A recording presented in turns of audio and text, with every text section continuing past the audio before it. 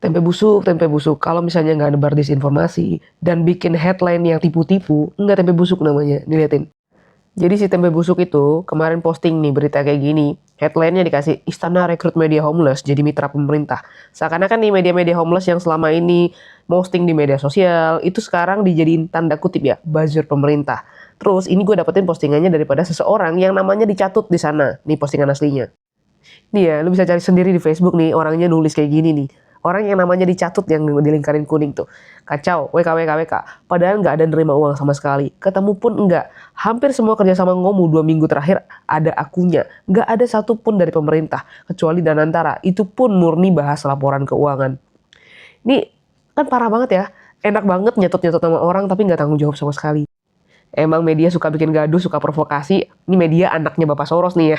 Ini postingan awalnya nih ya, headline-nya kayak gini. Istana rekrut media homeless jadi mitra pemerintah.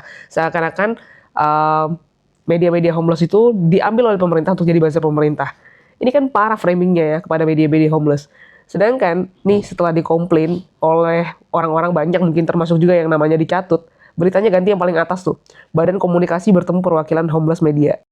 Itu pun kalau misalnya lu klik berita yang headline-nya itu tadi adalah Istana merekrut homeless media untuk jadi mitra pemerintah, akan didirect ke berita yang ini nih, Badan Komunikasi bertemu perwakilan homeless media. Caption bawahnya sama, homeless media adalah entitas media yang berbasis di media sosial tanpa memiliki rumah berupa situs web atau aplikasi sendiri. Dan lu tahu nggak setelah baca ini di bawahnya? Ini artikel yang tadi kalau lu baca sampai habis, di bawah itu ada tulisan ini, catatan redaksi.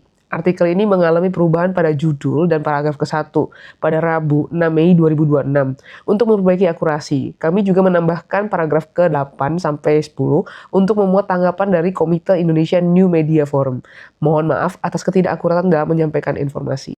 Ini coba deh kita pikir ya, kalau media-media konvensional yang katanya bisa dipercaya aja, menyajikan berita yang penting cepet, headline-nya provokatif, dan bikin masyarakat mau membaca tanpa memperdulikan kebenaran beritanya, ini kapan Indonesia bisa maju, kapan Indonesia bisa tenang. Karena kejadian ini juga bukan baru pertama kali, kemarin Liputan 6 kayak gitu, akhirnya minta maaf. Kompas pun begitu kemarin sampai disentil ke dubes Rusia. Dan kalau Tempe udah sering udah berkali-kali.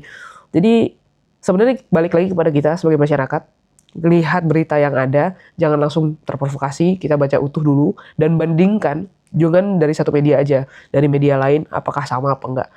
Dan kalau kita mau maju ya, jangan mau mudah lah terprovokasi sama mereka-mereka yang tanda kutip dapat sesuatu, dapat kepentingan daripada orang-orang yang punya kepentingan yang lebih besar lagi. Udah, the rest just for yourself, don't get lost in the noise.